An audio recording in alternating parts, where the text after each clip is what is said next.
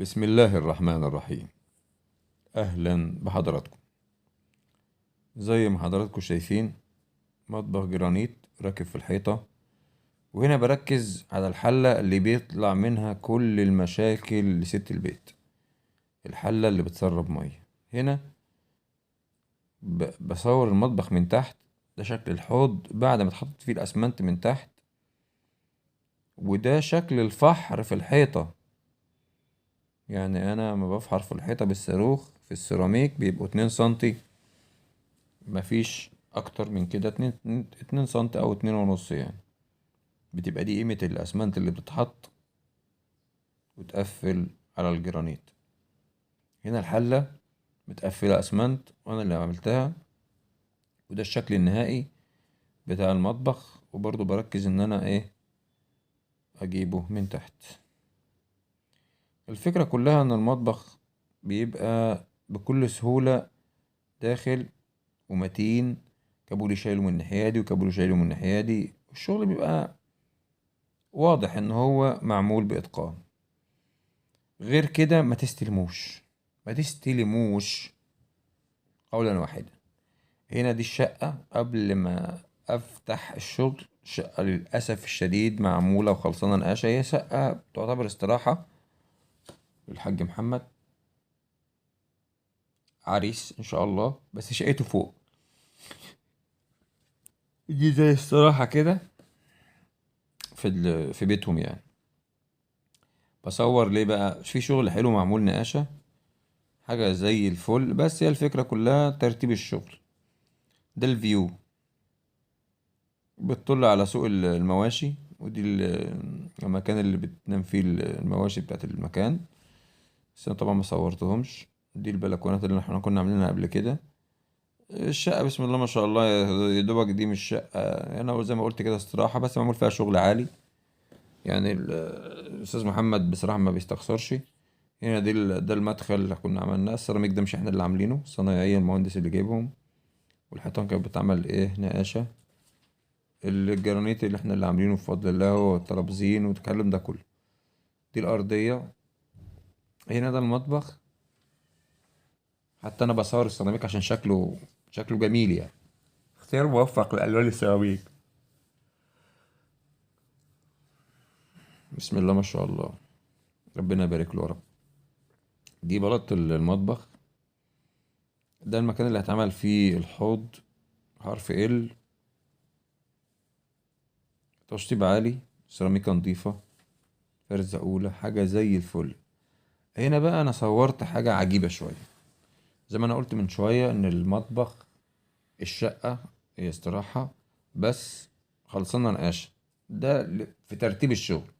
ترتيب الشغل ان اول ما السيراميك ما يتعمل، قبل ما الصنايعي النقاش يشتغل في الحيطان ويعمل الوش النهائي، تكون الرخامة ركبت. لان زي ما حضراتكم شايفين كده، انا دخلت اصور المنظر بيبقى عامل ازاي، الوفار بيبقى عامل ازاي. ودي حاجة مش كويسة يعني. ما كنتش اتمنى ابدا آه، ان الشغل يتعفر او كده، بس ده اللي حصل. ان جينا كانت النقاشة خلصانة، فحاولنا بقدر الامكان ان الشغل يبقى راكب في الحيطة. ودي اهم حاجة، انه بتبقى متينة جدا. وده على حسب ظروف الشغل. في اوقات يعني بنعملها في الحيطة، وفي اوقات بنعملها خارج الحيطة. ما يكونش مثلا ايجار ولا حاجة، والراجل عايز ياخد الرخامة بتاعته وهو ماشي. هنا زي ما حضراتكم شايفين الحوض. بس هنا اركز بقى الكابولي مفتوح في الحيطة ازاي. هنا فتحة الرخام، فتحة الرخام وفتحة السيراميك. الرخام داخل بجد، داخل في حيطة ازاي 2 سنتي اللي هما بتوع الدخول. كابولي راكب صح ومتقن. في حاجة بتتهز، فيش حاجة بتتهز. يعني الحاجة دي كلها نبقى ناخد بالنا منها. وده السيراميك شكله بعد ما بتفحر تحط الرخام. الإفريز يعني بلا فخر، يعني هو بيشرح نفسه. مش محتاج ان انا اتكلم فيه لانه باين للناس كلها يعني. ده افريز معمول عريض للحالة اللي اسمها ايه، تركي ستار. ده اللي انا قلت عليها ب700 جنيه. الجماعة كانوا جابوها من الشروق. وهنا ده هنا مكان اسمه التوفيقية في البحيرة، أكبر مكان لتصدير واستيراد البطاطس واللحوم اللباني. مشهورة القرية دي بالحاجات دي. الراجل جاب الحلة دي ب1000 جنيه. سبحان الله، التفاوت يعني. هنا بركز أوي، كنت أنا اللي بصور، بركز أوي على إيه، على الإفريز بتاع الحلة. وأنا صورتها من شوية، وهي وهي معمولة بأسمنت. هنا المعلم محمود مسك بقى الاسكوتشات وقعد يصنفر فعلا بقى في حاجز المية. دي مش محطوط عليها أي شمع سائل ولا حاجة، ده متصنفرة بالصاروخ بالاسكوتشات. والخامة بصراحة أمون، خامة جميلة قيمة برضو مش وحشة، وسعرها حنين. وجرانيت، وأنا زي ما قلت قبل كده إن الجرانيت ده كله واحد، بس هي الفرق في اللون.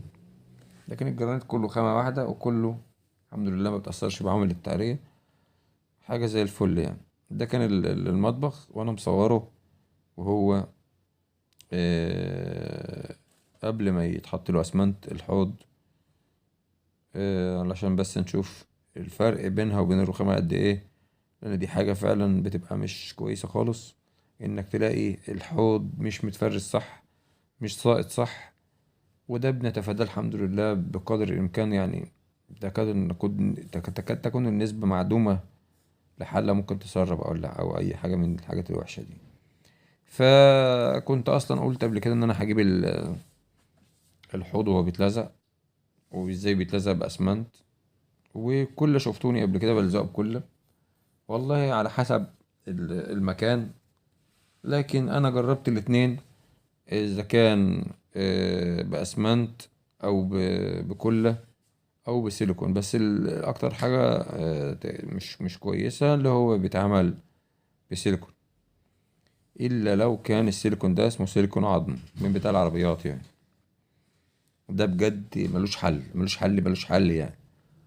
بس بفضل يا إما أسمنت أبيض زي ما حضراتكم شايفين كده، يا إما كلة ومن تحت أسمنت أبيض.